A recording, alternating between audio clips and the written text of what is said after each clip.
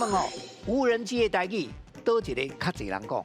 哦，无人机哦，嘿，大家拢知影无人机嘛？对啊对啊，无人是机。美术这边是龟啊飞人机。你哦。知影啥哪像像龟啊？因为无人驶呢。哦。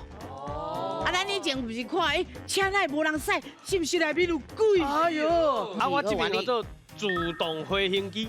哦，嘛是同款啊。因为亲像无人的物件，就是大家是即马吼以前会惊，即马大部分一想就是讲应该是自动化。